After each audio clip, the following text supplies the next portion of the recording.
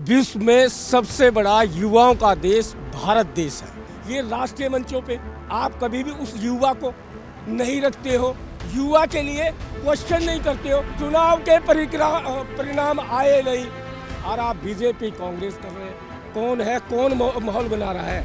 जो बैठता है उसने मनमानियां की है। लोकसभा 2024 के चुनाव जो है वो नज़दीक हैं। लगातार हर पार्टी जो है, सत्ता पक्ष और विपक्ष दोनों जो है उसकी तैयारियों में जुटा हुआ है। लगातार देश में चुनावी माहौल भी बनता जा रहा है।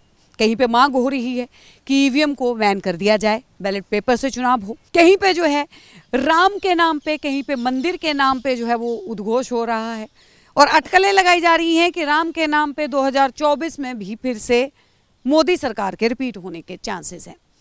भगवान सिंह जी हमारे साथ इस वक्त मौजूद हैं, उनसे बात कर लेते हैं। पिछले दिनों प्राण प्रतिष्ठा का कार्यक्रम हुआ, लगातार पूरी तरह से जोर शोर देखने को मिला कि राम के नाम पे या राम मंदिर के नाम पे अब जो है बीजेपी सरकार का पलड़ा भारी हो चुका है।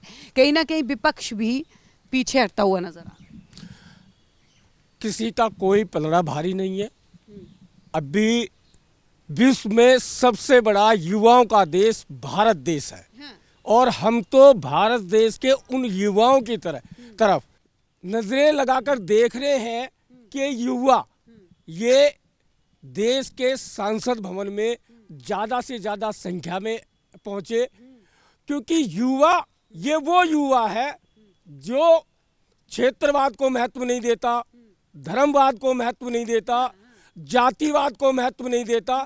मेरे देश के युवाओं के सीने में मंदिर भी बसता है, मस्जिद भी बसती है, गुरुद्वारा भी बसता है और गिरजाघर भी बसता है। ऐसे युवा और हमारा संविधान भी हमारे देश के अंदर सबको मिलजुल के रहने की इजाजत देता है। तो हमारे युवा आज के टाइम पे उनके सगाई संबंध देख लीजिए, वो अपनी पसंद से कर रहे हैं। वो जाति या धर्म पे कोई विश्वास नहीं कर रहे। लव जिहाद का नाम तो फिर से दिया जाता है भगवान जी, अगर बात की जाए तो। ये वो लोग इस देश के आम जन को एक नहीं होने देने वाले लोग ऐसी बातें करते हैं। इंसान है और वो लोग जो लव जिहाद की बात करते हैं, मैं तो ये मानता हूँ आज का युवा जितना पढ़ा लिखा है उतना पढ़ा लिखा वो जब लिहाद की बात करने वाले या वो धर्म जाति की बात करने वाले उन लोगों जितने शिक्षित नहीं है। उन लोगों को एकजुट न होने का कारण इस तरीके की आपको राजनीति में सुनने को मिल सकती है। आम जन कभी भी उनके इन चीज़ों के कभी खिलाफ नहीं रहा। इसीलिए अभी हमारे देश के अंदर सबसे ज़्यादा युवाओं का देश है और हमारी उम्र हो गई है। हम चाहते हैं कि जिन युवाओं के दिल में प्यार, मोहब्बत और जाति धर्म से बढ़कर निर्णय ले रहे हैं, ऐसे युवाओं को इस देश की राजनीति में आए और वो युवा और देश का प्रधानमंत्री युवा बने। ये चाहते आना चाहिए, बढ़ चढ़ के लोगों को भाग लेना चाहिए। कौन सा चेहरा जो है वो युवा प्रधानमंत्री के तौर पे देख पा रहे हैं, अगर बात की जाए मौजूदा जो प्रधानमंत्री की रेस में है? हमारे देश की बहुत सी यूनिवर्सिटियों ने बहुत लोगों को शिक्षित कर रखा है। वो युवा राजनीति में भाग ले। 543, 140, 150 करोड़ लोगों की जनसंख्या वाला देश बनने वाला है। 150 करोड़ में से 543 युवा सांसद भवन जाकर उन 543 में से वो अपना प्रधानमंत्री चुनने की काबिलियत रखते हैं। चेहरा कोई जरूरी नहीं है, काबिलियत होती है। हमारे यहाँ पर शिक्षित युवा है और आप किसको चेहरा मानते हो? आप ये मानते हो और लोग पढ़े लिखे ही नहीं है, वही पढ़ा लिखा है जिसका आप चेहरा बता रहे हो, वही एक बेहतर आदमी है। ऐसा कुछ नहीं है। मेरे तो हर युवाओं के दिल में मंदिर, मस्जिद, गुरुद्वारा, गिरजाघर बसता है और वो जाति धर्म सबसे ऊपर उठ के अपने जीवन के डिसीजन ले रहे हैं। वो युवा अगर इस देश में राजनीतिक पद पर आते हैं तो देश का भविष्य बहुत उज्जवल होगा और इंसानियत को, इस देश की संस्कृति, सभ्यता, जाति, धर्म सबको बचाने के लिए और बचा पाएंगे। लेकिन अगर मौजूदा सरकार की बात करें तो ये अटकलें लगाई जा रही हैं 2024 में बीजेपी सरकार फिर से जो है वो रिपीट होने वाली। अरे मेरे देश के अंदर हर युवा उतना काबिल है, इस देश के अंदर कानून। वो युवा है कहाँ भगवान जी, अगर बात करें वो युवा कहाँ है? वो युवा सामने क्यों नहीं आ रहा है? वो युवा अपना योगदान क्यों नहीं दिखा रहा है?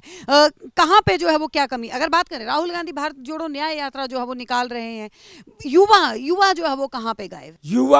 युवा को आपके राष्ट्रीय मंच, ये राष्ट्रीय मंच ही कहेंगे, न्यूज चैनल मत करिए, ये राष्ट्रीय मंचों पे आप कभी भी उस युवा को नहीं रखते हो, युवा के लिए क्वेश्चन नहीं करते हो। आपने कहा कि रिपीट करेंगे प्रधानमंत्री जी, अरे उनकी रिटायरमेंट की उम्र है और आप जबरदस्ती काम थोप रही है, इससे बड़ी बात क्या हो सकती है? आप थोप रही है, आपका चैनल थोप रहा है। कार्यों को लेकर जो है वो जनता का ये अंदेशा है, कार्यों को लेकर जनता कह रही है, जो कार्य जो है बीजेपी सरकार ने 10 साल में किए हैं उसको लेकर जो मुझसे नाम पूछा, आपने मुझसे नाम पूछा, आपने नहीं पूछा, आपके चैनल ने पूछा, आपके चैनल ने नहीं, 150 करोड़ लोगों ने ये बात पूछ ली।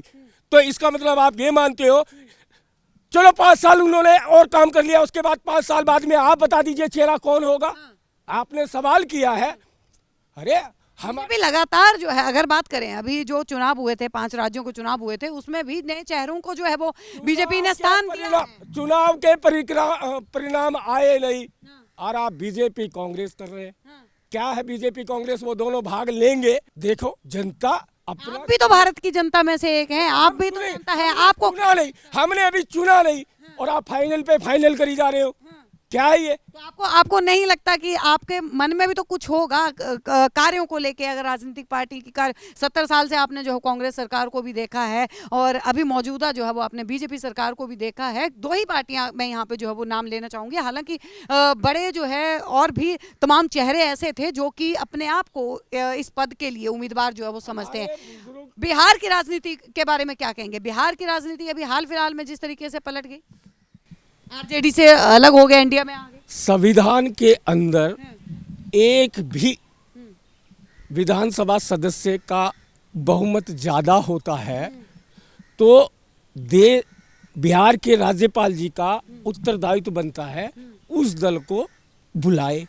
उन्होंने बुलाया ही नहीं, तो हम तो ये मानते हैं अभी भी कि हमने आज तक हमारे देश के अंदर पूर्ण रूप से संवैधानिक प्रक्रिया की व्यवस्था इम्प्लीमेंट ही नहीं हो पाई और एक कम बहुमत का व्यक्ति वापस उस प्रदेश का सर्वोपरि बन जाता है, जिससे आप नहीं मानते हो कि अगर संविधान में तो कहा जाता है कि एक भी बहुमत जिसका ज्यादा है उसको मौका मिलना चाहिए, तो आपके हिसाब से कौन था? आप जनता से पूछ रही हैं ये सवाल, और यही चीज को आपने अलग और अपने इस देश के लिए अगर उत्तरदायित्व को समझा होता तो आपने उस तरीके का सवाल किया होता। हमारे देश के अंदर मीडिया, चाहे इलेक्ट्रॉनिक हो, प्रिंट हो, सोशल मीडिया, राजनीति और उद्योगपति, इन तीनों ने एक सांठगांठ की हुई है। उस सांठगांठ के परिणामों के स्वरूप ही तो बिहार में हुआ और वही अभी लोकसभा चुनाव आने से पहले जो इन्होंने मन बना रखा है उस मन के ऊपर ही जबरदस्ती लोगों को डरा रहे हैं, धमका रहे हैं। उससे पहले आप इसका मतलब देश की चुनाव प्रक्रिया को नहीं मानते? जिस तरीके के सवाल हम सुन रहे हैं उस तरीके से तो यही हो गया कि वो चुनावी प्रक्रिया कोई महत्व नहीं रखती, चुनाव आयोग कोई महत्व नहीं रखता, इस देश का संविधान कोई महत्व नहीं रखता। आप तो उससे पहले ही फाइनल कर दे रहे हो। तो फिर माहौल वैसा बनाया गया है। अगर विपक्ष और सत्ता पक्ष दोनों की बात, विपक्ष कौन है? कौन माहौल बना रहा है? पूरा गठबंधन बना था, गठबंधन टूट गया। आप ये मान रहे हो कि देश वही लोग चला रहे हैं और देश उनकी वजह से ही चल रहा है? मान रहे हो ये संवैधानिक प्रक्रिया या इस देश के शासन प्रशासन के नियम, अधिनियम, न्यायपालिका, इनका कोई उत्तरदायित्व नहीं है इस देश के लिए? बिल्कुल है। आप लोग तो मान रहे हो कि नहीं, पक्ष और विपक्ष कह रहा है वही सत्य है। वो कोई भी सत्य नहीं है। अभी चुनाव आने दीजिए, चुनाव में हमको मतदान देने का पूरा अधिकार है और हमसे तो हमेशा मत का दान लिया है, ठीक है, लेकिन उन्होंने कभी भी इस देश के प्रति जो कर्तव्य है उनका उत्तरदायित्व तो आज तक नहीं निभाया, जिसका कारण आज तक हमारे देश का कोई कानून व्यवस्था किसी एक भी आदमी को उस प्रक्रिया से वंचित रखने के लिए बाध्य करता है। वो कौन लोग हैं जो संवैधानिक पदों पर बैठे हैं और आम जन को उनके उन अधिकारों से वंचित करते हैं। मेडलिस्ट बहन बेटियां ले लो, चाहे सैनिक ले लो, चाहे किसान ले लो, क्यों है वो, क्या कह रहे हैं, कौन सुनेगा, क्या वो सब लोग गलत हैं? क्योंकि गलत नहीं है, देश के अंदर लोकतंत्र वो खतरे में है, खतरे में स्थापित नहीं हो पाया। जो बैठता है उसने मनमानियां की है, जिसके कारण आम जन पीड़ित है। कौन सुनेगा, कौन नहीं सुनेगा, बताओ कब ये होगा? अब बिहार के अंदर देख लीजिए, 78 लोग काबिल नहीं थे भारतीय जनता पार्टी में, और भारतीय जनता पार्टी ने उनको अपने नेतृत्व में इलेक्शन लड़ाया और उनका एक संख्या बल को ग्रहण किया और मनमर्जी से वापस वही साबित हो रहा है ये चीज़ें। तो हम चाहते हैं, युवाओं का देश है और विश्व में प्रख्यात है कि युवा शक्ति है। हम तो यही चाहेंगे कि युवाओं को आना चाहिए, और युवाओं में काबिलियत है। वो आप लोग डरा देते हो, इनको तो अनुभव ही नहीं है। क्या किस चीज़ को अनुभव बोलते हो आप?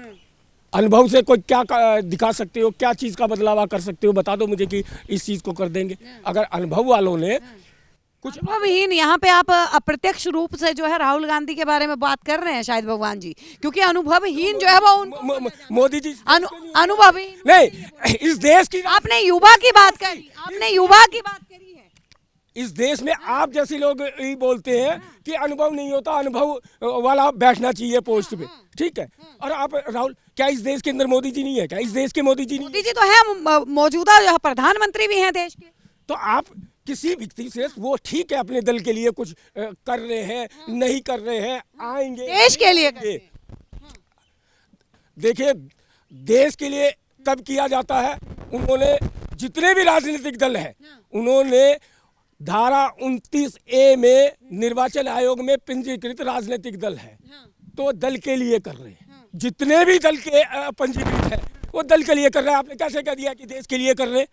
उन्होंने दल पंजीकृत करा रखा है, और फिर भी इस देश की संवैधानिक प्रक्रिया को महत्व न देने के कारण आज भी इस देश का आम जन पीड़ित है। धरना न लगाओ तो किसी की कोई सुनवाई नहीं होती, एक पुलिस कार्रवाई नहीं होती है। ये क्या है? ये देश चल रहा है? आप इस चीज को अनुभव कहते हैं? ये अनुभव है?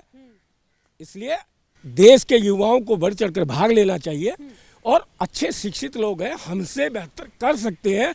हम लोगों को भी उनको प्रोत्साहन देना चाहिए, उनको आगे लाना चाहिए। और आप तो युवाओं को डराने में ही लगे रहते हो, ऐसा नहीं चलेगा। युवाओं को मौका मिलना चाहिए।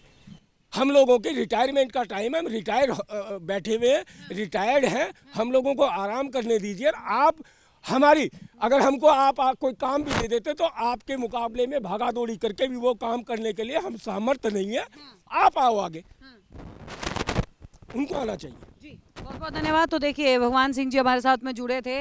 राजनीति की उठापटक जो है वो देखने को मिल रही है, लोकसभा चुनाव जो है वो नजदीक हैं।